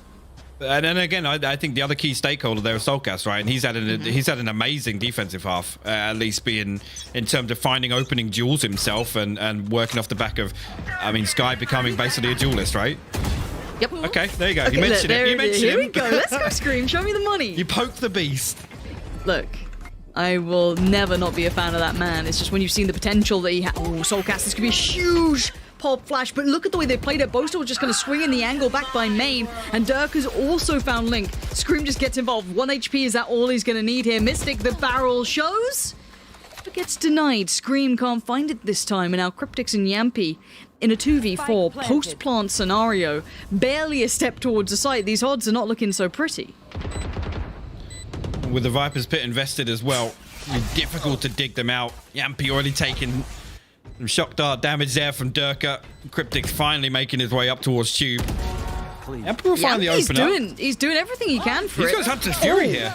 That's going to change the game. Now Cryptics has to commit to this as well. He's going all in. Is that a tag? No, it doesn't matter. Mystic just steps out of the Viper's Pit, finds Cryptics, and now Yampy left in the 1v2. He's got to know they're nearby, and he's trying everything. He has the full utility kit, but the time is starting to run out. I don't think he's got any time left. And there it is, Mystic with the shutdown. Yampy, what a valiant attempt. Switching sides. So it's going to be a convincing final scoreline for the first half here. 8-4 FNATIC lead. Now, again, like I said, I'll stay open-minded, right? This was, for me, expectations-wise, with FNATIC dropping this to Wave, I think straight away, they'd be in the lab. They'd be looking at something. What can we do here to flip the script, right? And make it as difficult as possible. We know how much FNATIC like to be the trump card, right? They like to have something up their sleeve to say, hey, yeah, you want to try an anti-stratus? Watch the VODs. Yeah, go nuts. But that's not what we're going to do. And already here we're seeing, again, just the early signs of those conditioning in the first few rounds with that presence shown on elbow, the way they manipulate that with those slow progressive rounds, and then the pace change. That was beautiful to see. Yeah, I love that. I think this is a good indicator of... Did I just fall into like a time loop? What's happened? Is Are we live? Is this this is the pistol round, right? Yes. Yeah, okay. We're just... Oh, so it's over. Dude, this is the first time I had like maybe like a few days off. I'm a little slow, but the frenzy's out to play. I love a frenzy. I do. I don't get enough of it. That's gonna smart. Leave a little mark there. Soulcast gonna try and clear the angle. Lovely work with the kit. And has he got a ghost? His utility kit's interesting. I want to see what they've done with that, because it looks like he's got a fair bit to work with. Just one of the 2 flashes, but obviously you get it back now. High flash towards the site, and Soulcast again creating space and opportunities for Liquid. What? He gets the 4th as well. Doma gets absolutely dropped. Soulcast on for the ace here. Spike planted. From Liquid in the second half pistol round, you can see him coming hunting now. He's going to full swing on towards Cave here. He's going to get it as well. Soulcast goes massive What a round. Look, out of all the players who's an early adopter of the Sky approach, right? We love those kind of early fake flashes he was throwing out before it's even kind of been made a little easier with the update, right? You can kind of run and gun with the flash now in front of you as such, right? But he has been having a massive game on this map. And again, this echoes back to what the desk said. And it's weird saying that when you're casting with me. I feel as though they're separate people. But again, Lothar and you were discussing it, that Sky and Viper are such a good combo on here. So you want one of those two players of yours to pop off, right? Like, you've just now had Cryptix and Soulcast having a good game. This could be a great indicator for a build back here from Liquid. Let's see how they manage this round, though. I do want to see how the big boy teams start managing the newer look economy. I mean, you can force buy if you get the right indicators for it. Maybe a spike plant, good couple of kills. Stack. And yeah, the stack is the interesting one now. The Alt drone ain't making it far, and the push has to come in off the back. Well cleared and well considered by Liquid. That was beautiful, actually. Again, Player standing. anticipating this level of aggression through here. Durka going to get a consolation, but not much to write home about there. And a convincing anti-eco. And I'll be honest, a little bit of a setup from FNATIC in terms of looking to get proactive there, and it gets completely shut down. Soulcast now leading the charge 19-9 for Liquid. And again, I've talked about this a few times before. You look towards kind of, you know, previously the duo of Breach and Jet, right? You want to see maximum value on defense in particular. Give us the rewind. Seeing when the crowd say Bo? Selector. Wait, did we rewind? Is that? I don't. Clearing This elbow. is a highlight in the making. It is. Okay, welcome to the frag movie. It's fine. We'll get some like Cell Dweller or Linkin Park. I don't know. What do kids like having frag movies these days? I don't know. I'm too old. Seekers go in. The flash comes out. Doma's in danger. Already isolated. You see Scream wants him dead. Soulcast gets him first though. Link digs out Boaster and it's Mystic on the back lines. That's a good play, but these angles are rough to play with. Look at that elevated position Scream come in from. But the big man on the other side, Durka, swings around eventually through CT. He needs to do some big lifting here, and that was the chance on it. But Soulcast is the end boss here. He's letting no one through. I mean, we talked about pace change in the first half. Look at this from Liquid coming straight out on their attack. Able to dial in here and... to be honest, I mean, FNATIC not being given the opportunity to I guess, get a real grasp on the game right now in the way that they were able to on their attacking half. Down to Sheriffs now. Nothing online in terms of ultimates. Looking over at Liquid, 2 or 3 away for a couple of key ones coming online, but let's see here. FNATIC decide to dial in a little harder. We know when they get shut out a few times, they like to get more proactive. Some of these defensive executions we see from them on other maps for sure, but I'm interested to see what the response is here.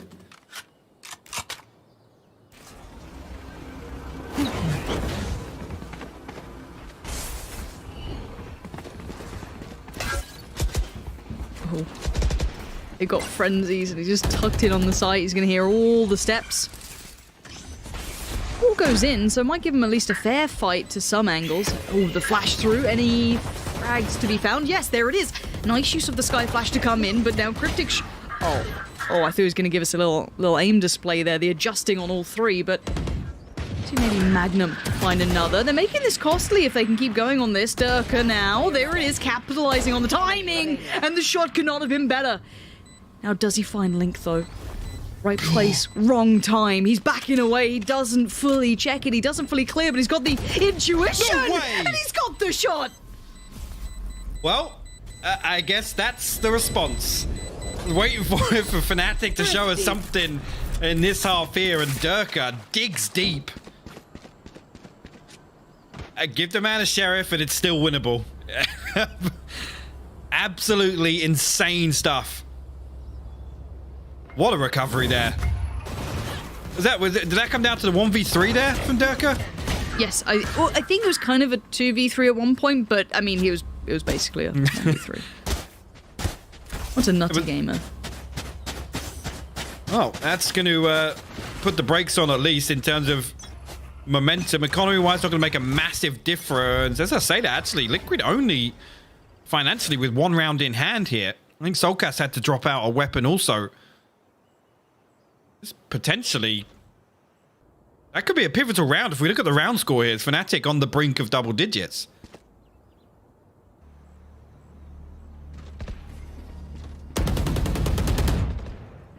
how much space Scream can make here. They've cleared sight. Well, I guess to an extent. I guess you can't have full... Where did that tag just come from?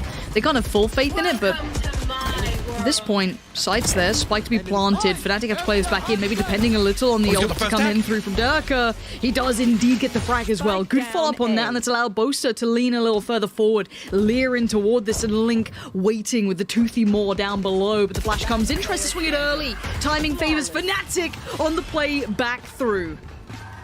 This is massive, and again, I'm going to be really interested to see just how they sit financially here. Like I said, FNATIC now posting double digits. Just thinking of, well, there was 2 members of Liquid over 1,000 credits. Now, with the way the first couple of rounds have played out here, loss bonus wise, that's going to be a big reset. Spike down A. FNATIC to win that. Yeah, look at it. It's not good at all, Lauren.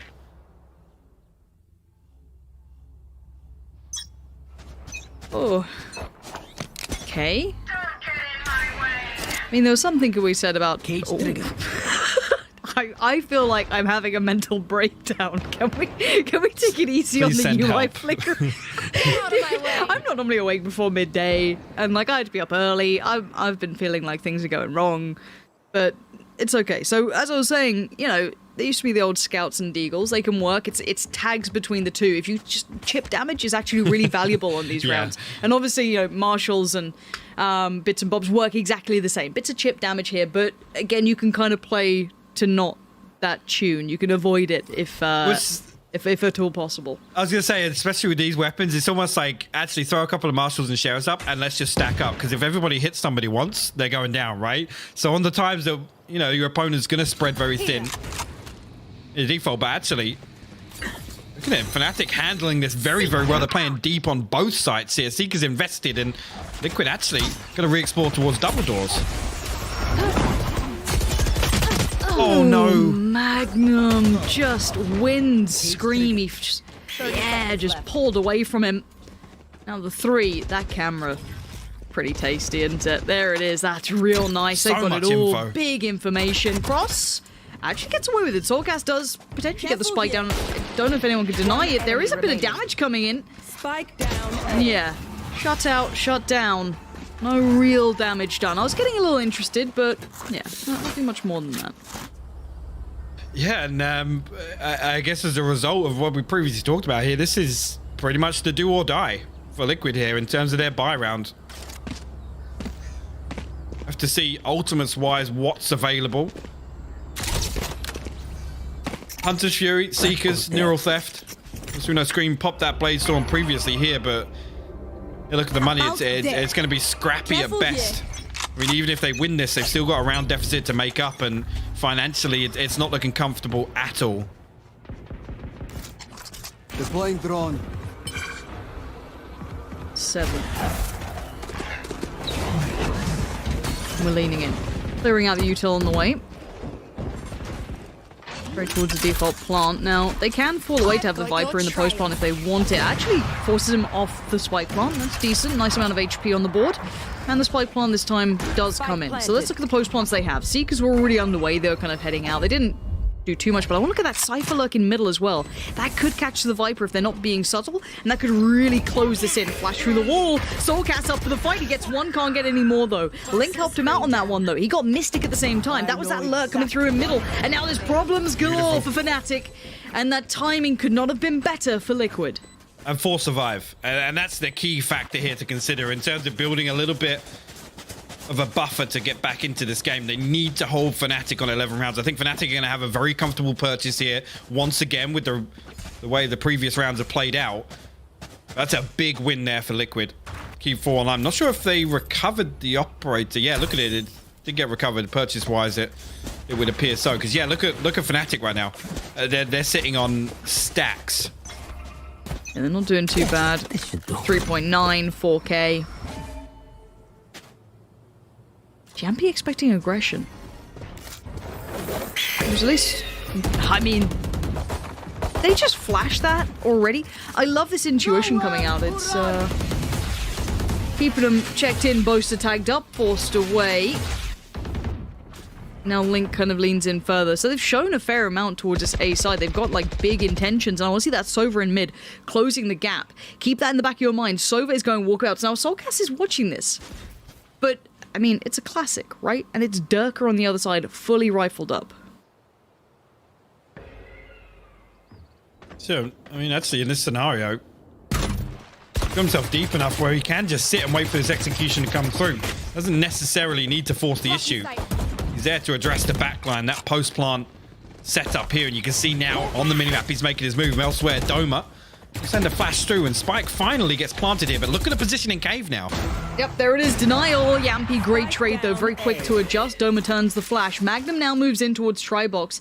But the Spike feels like it's a mile away. Can that cross be watched? I think so. It can be. And the new wall gets put up. Boaster now containing the cross. So the late for Spike that. is in Fnatic territory here. I don't think Liquid can get this back without a big entryway towards the kills, and it might be this. Link might be the gateway, but they seem so aware. That's one. He needs a second. He gets the second. Link, they've got 10 seconds. They gotta get a move on. Soulcast finds Boaster. It's still game on. Can Mystic deny? No, he cannot. And there it is. Lovely round from Liquid in the end. Beautiful start, and actually, everything looked online there. Like you said, it was that little bit of a moment where they just say freeze, they wait for Link to come through and finds what's absolutely necessary to turn that back in their favor here. 2 massive kills. This as well, just takes his time with it. Remains totally composed there, and then Soulcast follows up. You got to think that as soon as Mystic comes through and he's still got his wall available at that stage of the round, it's like, yeah, okay, cool. They're going to be able to solidify this. They're going to be able to hold on. Now, thinking back to round score, 2 rounds separate them now. Economy going to be a big factor after this, but a quick piece onto B site here, Lauren. Yeah, no. Oh, fair enough. A couple of tags helped out, but Mystic will happily take it. Scream's just been deleted. Now, Link's been a bit of a game changer in finding space, and this is the one thing on this map, you can punish rotations. If you can kind of read into the opponents, maybe create that space, and now look what that does. It divides the defending side into kind of 2 packs, right? You're going to have the 2 dedicated towards B because of that early intention, right? They were on the site. I mean, Scream was right there. They had to respect that. Now, the flash comes back in towards Elbow, finds nothing, so they actually might start leaning further back towards A. You can even see the camera now being toyed with. It's all a game of information. You can see the attacking side falling back far enough that nothing gets given away here, and they are desperate for these facts. They're sending out every bit of, kind of, I guess, scouting utility. They've not really found much. Now, this will give it away. Yampy, there it is. Finally, they get the indicator, and you can see instantly Astra leans back on over. 30 this seconds is great left. work so far. Liquid gonna hold the line, actually, as Soulcast will find one all the way through from Cave here. As comes through to pressure this cage. He's going to follow up on through here. Doma actually finds it. Completely blind, but Yampy will trade it out. 10 seconds left on the clock now. Magnum, the last man standing in a 1v3. No way to fight his way back through here and potentially considering holding on to this Phantom for dear life. Like I said, in terms of the round score, financially, this could be the turning point here for Liquid. They're going to put their 10th on the board. FNATIC, I don't think, are going to have a comfortable purchase if they choose to force up, but it's only 1 weapon saved here. This is a really tricky spot to be in. And I think this is why I love this matchup. I'm hesitant to start the talk of El Clasico because this game's so new. I can't do it yet. But I'm going to say these two meet in so many big moments, right? And this is a crazy thing, because bigger picture, I feel as though FNATIC were leading that way for a long time, and Liquid just had this jump back up. Now, I know that sounds weird, because everyone's like, but Scream's on the roster. How could you say this about the headshot machine? I mean, Liquid were having a tough time for a while, right? Like, they cut, everything fell into place. They got to Reykjavik, they looked good. They did get sent out of that by FNATIC, but these two meet constantly. And I actually love that about these two, and I feel like going forward, they don't feel the same stylistically, even though they don't play like the crazy, styles or anything. There's nothing too characteristic about either of them. I feel like, yes, FNATIC are a bit more considered. I'd say a little bit more strategic. But they also, what did I just say? Strategic? I don't know, you doing your Scream impression again? I think it just bled in. I told you I've been up too early. But again, I feel like they upgraded that firepower and it worked out really well for them. The new roster looks phenomenal. I think we all love that.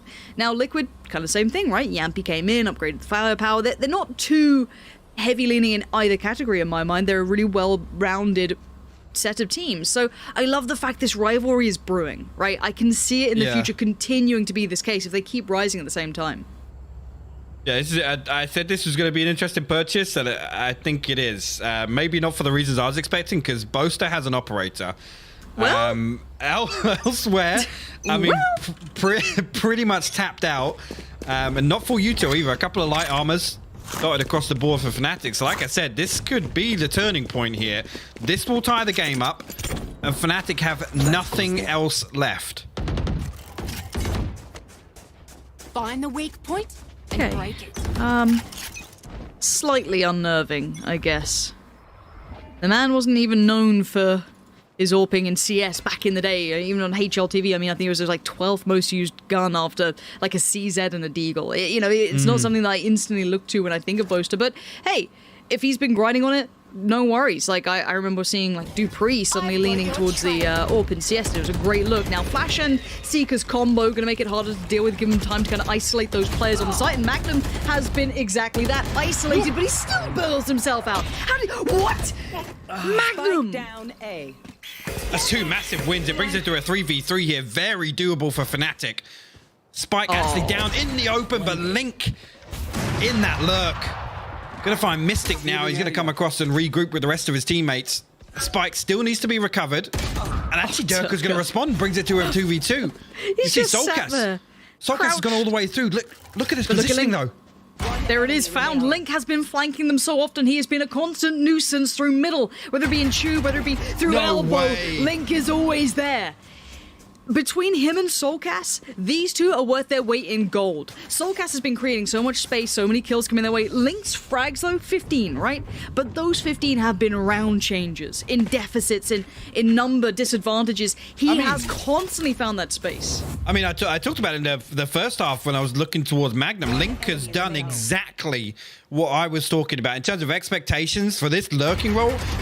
It's so problematic for FNATIC to deal with. It's almost like they're, I don't want to say neglecting the fact that he's still up, but Get out of my maybe way. a total oversight in some of these rounds. Okay. Did you see the buy? Did you see the buy? I didn't catch it. I didn't catch it. What was it? Hold on. Oh, that noise. Fair enough. Got it. Fair enough. I'll wait for that treat. Interesting holding mid as well. Though. Over there. Yeah, I mean, the ultimates, how much are they going to make a difference at this point? I'm looking at what we've got. I mean, we'll see. We'll see what they can do with it, right? Scream's taken space. This is different, but we need him to deliver on this one. Oh. That's not it. No, it ain't it, Chief. And now those ultimates that you were talking about can actually find value. No way, and this time Link gets shut down. Magnum's done really well here. The value of these frags is just huge. Flash and Seek, as they're locked in, they might be shut down here. And the ult to pop up on the other side. Durka could have done so much damage with that. Oh no, Durka's been spotted out here. Yampy's also heard him. They're both posted up now. He knows that he's close, right? Oh my god. This is a big, big win here. Yampy's going to find it, and this could be the rotation. It's the green light. They're going to hit it. The Cosmic Divide's still up. They still have a safety net to operate behind, but look at it now. Who makes FNATIC it there first?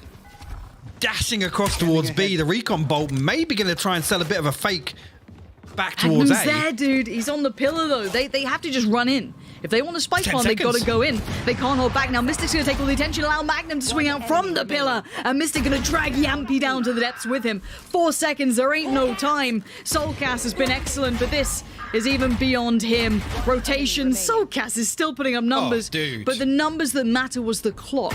And FNATIC ran it down perfectly. Great rotation, 12 on the board. But the buy wasn't good in the previous. No, true. Everyone but one fell. So I'm hoping he managed to get his hands on a rifle. Who was it actually? I can't even remember who it was back over, but we'll have to see what the purchase looks like, because it's going to be like 3,300, 3,500 a piece, because I'm pretty sure there was nothing left here.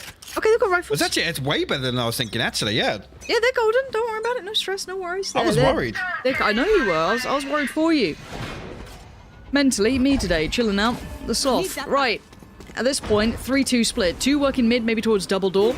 3 going through by main, but there's 2 posted up towards Madonna already. You're gonna have Doma right there. Flash can be toyed with whenever needed, but now the split through middle is a problem.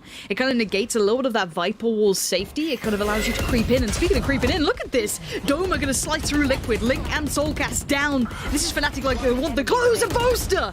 Tries to spin on a dime, almost catching Scream, but no. He maintains, and he needs to maintain another. Well, this is FNATIC with map 1 in the bag. He's got 3 defined spots at first. Let's see if those headshots are there. Oh, the timing. Doma catches him on that step down, and FNATIC close out map 1.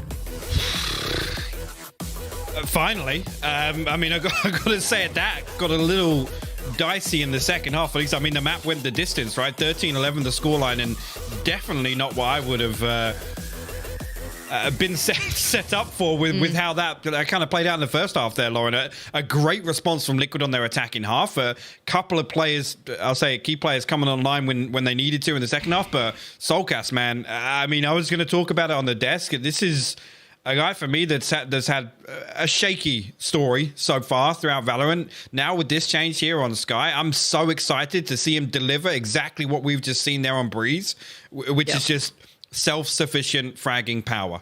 Yeah, a lovely welcome to this matchup, and John, take me to all 3 maps. I'm down for it, I can't wait for it. But to get there, we have to go to a break first, so do stick around. We'll be back with the desk in a moment's time.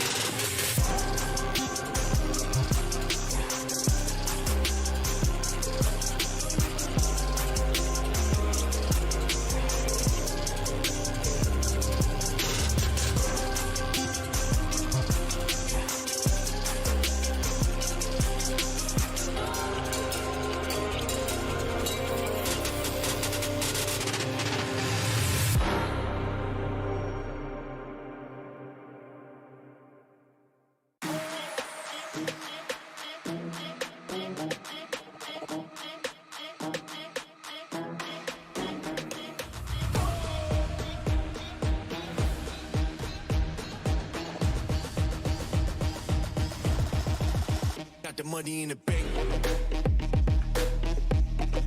Hit you with the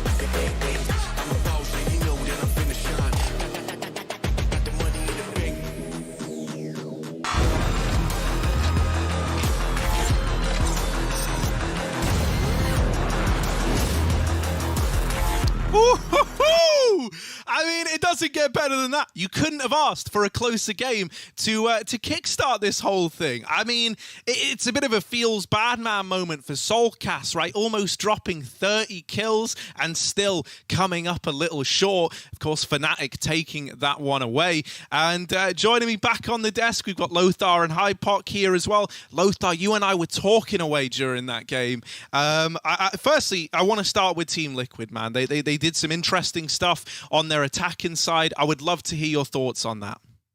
There are two things that are like just a little bit different that we have seen from other teams. Jet, the usage of Jet on Scream is not something that we typically see from other players, right? Typically, the Jet spearheads the attack from the main entrance on the site, and she just dashes through and goes into the site to create space, right?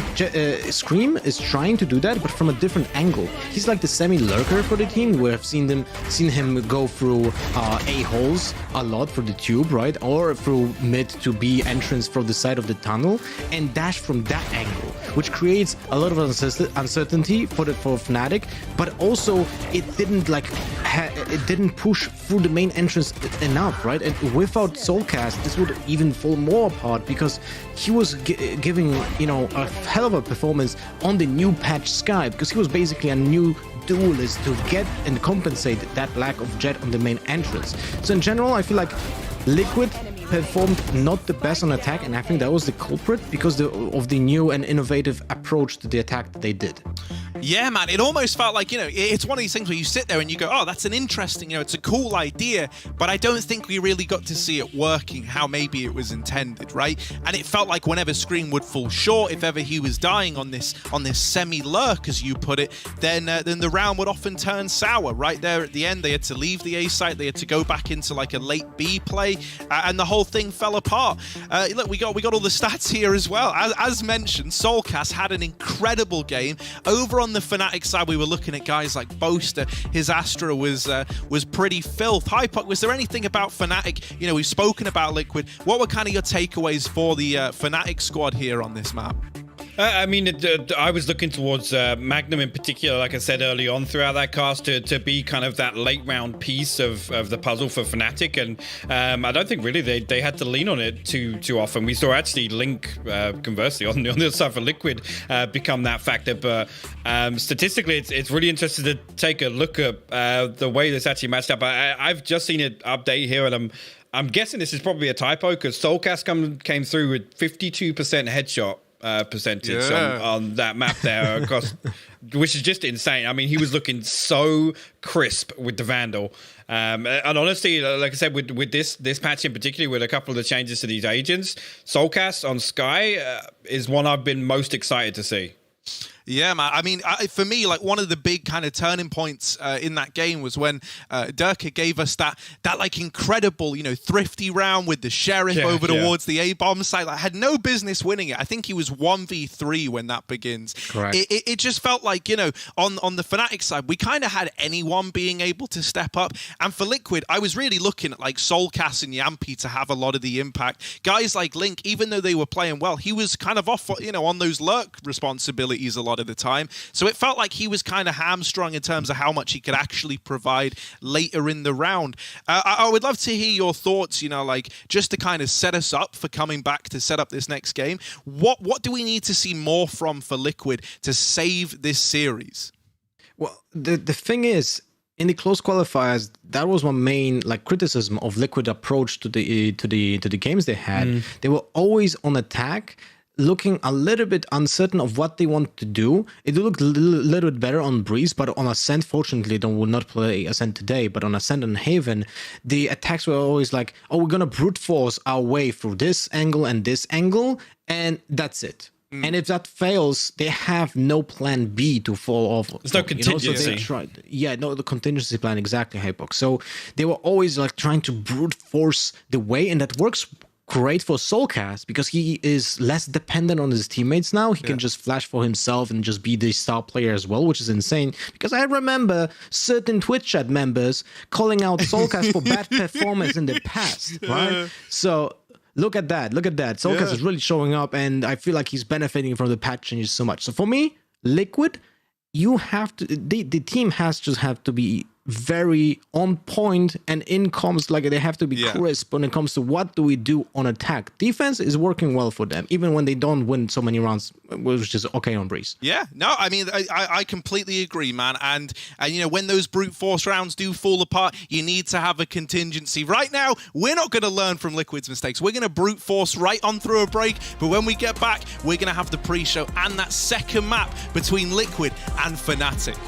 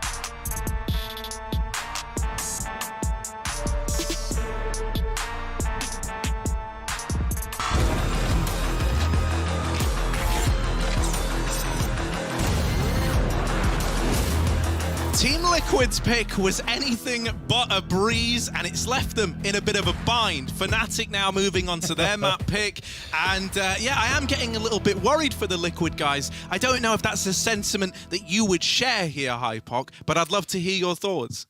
I mean, I'll stick to it. I will remain open-minded, right? Bind is always a big talking point for FNATIC, and I think one of the ones that the fact that they were so prominent in what they tried to do early on in terms of, you know, innovation and kind of breaking the meta originally with these picks, and thinking back all the way back to the Summon FC days on Bind at First Strike.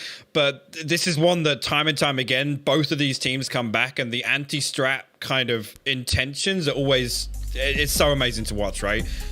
Previously, I mean, I actually think back to obviously Reykjavik here, where we saw a little different in terms of expectations, in terms of the composition for FNATIC at least. I'm not sure on Lothar's thoughts here, but especially with this patch now, what we see from FNATIC, considering what happened in the qualifiers, is going to be a little interesting.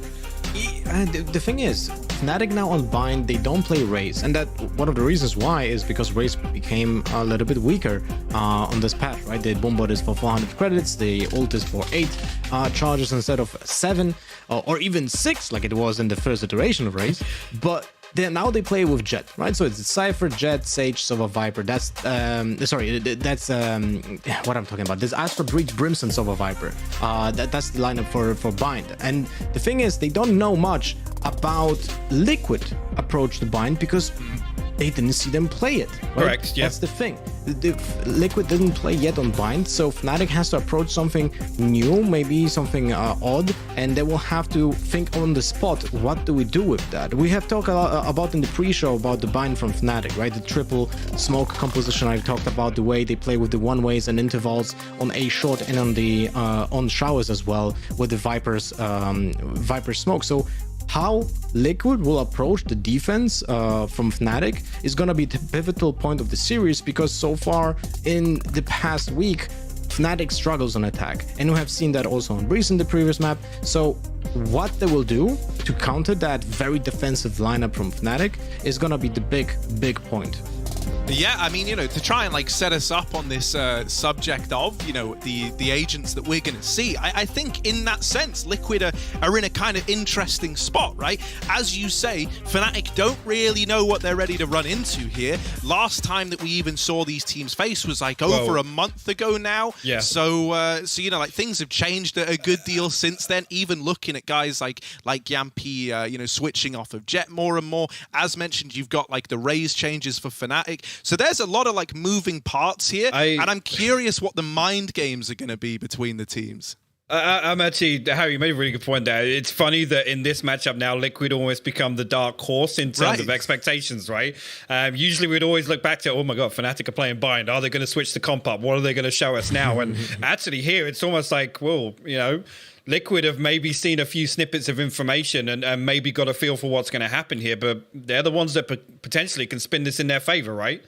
Yeah. It's like almost like an asymmetric access to the information, right? It's like if you're Liquid, it feels like you've got a lot to go off of for Fnatic, and the same just can't. I know, right? Yeah, I felt good with that line as well. I'm glad you appreciated it. Lothar, I want to see more out of Scream. Do you think we're going to see, a kind of similar look out of him here? I mean, we don't know if he's going to play Jett, but I'm assuming that's what he leans into.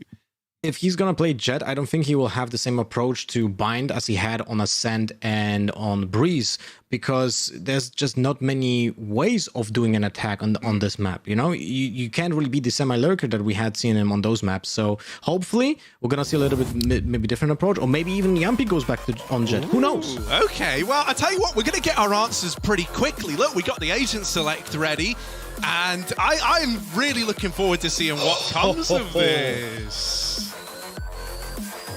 Well, here we go. That's the triple smokes from Fnatic. So something that we talked about a lot today, right? That didn't change. Now for Liquid, Brimstone, Viper, very nice. So that's the main point, focal point of the utility here on the attack. And then we have the standard, which is Sova and Solkas on the Sky. And I mean, he's beautiful on the Sky. So we're looking forward to that. And Scream on Jett.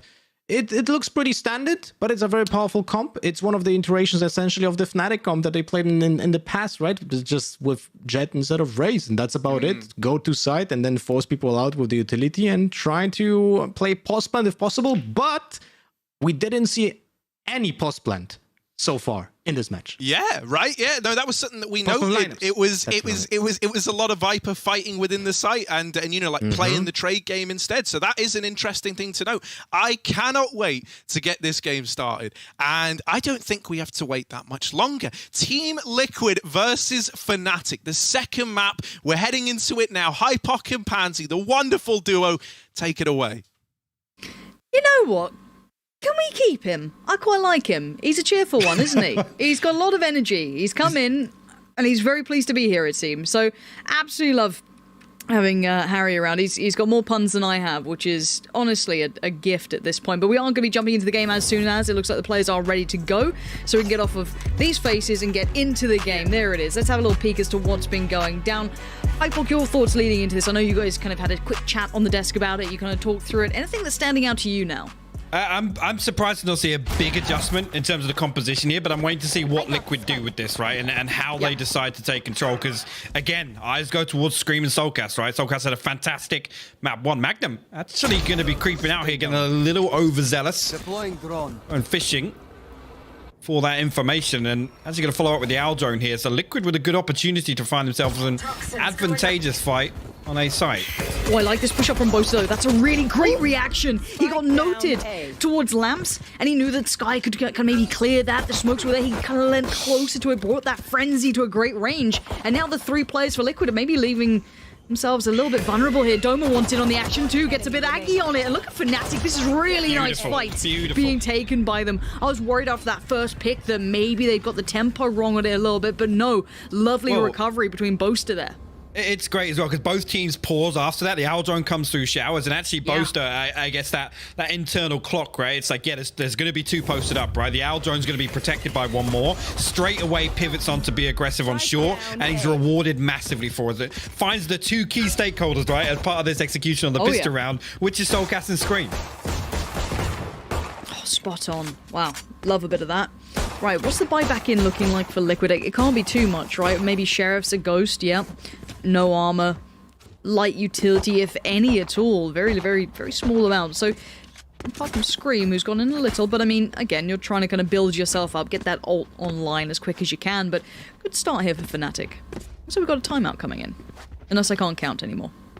Yeah, I've lost the ability to count. All British I can think of is education 11. system is